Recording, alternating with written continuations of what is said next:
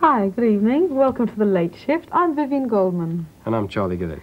And tonight we have two films by black American women, Nina Simone and Millie Jackson, who have very little in common, except the important characteristic that they both survived in an industry which loves to throw people away the minute they haven't got a hit record anymore. And they both created their own niche, you know, because neither of them particularly fit into stereotypes, is what I was getting at. Yeah, although and then ironically, they both created their own stereotypes. Make your own stereotype, yeah. In the case of Millie Jackson, as we'll see, becoming a kind of vamp, I was going to say. I don't know what the word is for somebody who makes sex their thing. Oh, well, like Luther does, or like Marvin did, or... No, she goes far beyond that in her talking. She's actually not that dissimilar to Barry White, who I had the privilege of seeing not that long ago, you know? That's closer to it.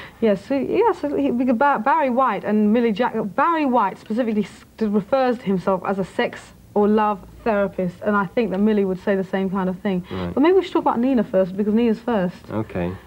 She was trained classically, had gospel background somewhere or other, but really made her mark as a jazz singer and pianist. And in 1959 recorded her first LP, which included I Love You Porgy, which was a big hit in America, and had a B-side, which at the time was one of my favorites, Love Me or Leave Me or Let Me Be Lonely, with an incredible jazz piano solo in it.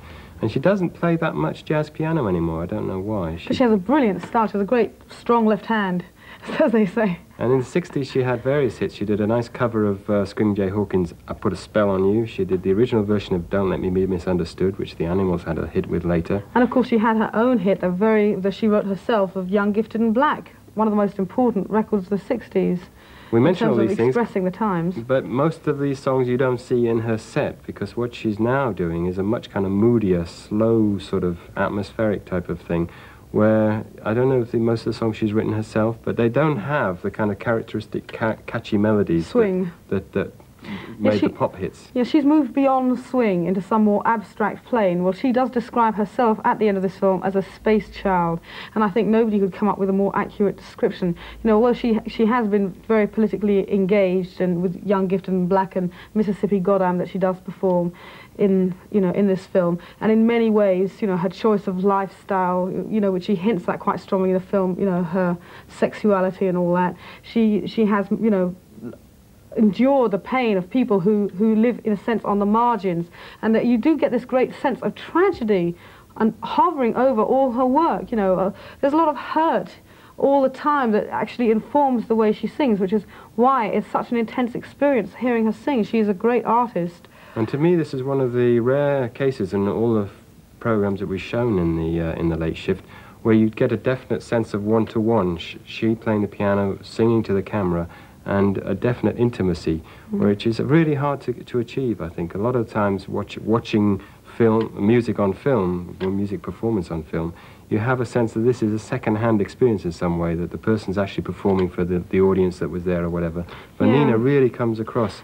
Well, all the difficulties that people say they have with working with Nina, you know, about whom violent stories kind of do tend to fly around and have been substantiated, you know, you nonetheless get this feeling that she cannot compromise. She just has to do what she has to do, and if she has to be kind of prickly and difficult, she has to do that. But it's that kind of integrity to herself that makes her performance so moving. I mean, I think this is quite a remarkable film, you know. So here we have Nina Simone recorded live at Ronnie Scott's Where You See Us Now. But this was in 1984, and yes, she does do My Baby Just Cares For Me. Charlie, how can you tell him like that? Everybody would have been in tenterhooks. Anyway, what he's saying is it's really worth watching Nina Simone.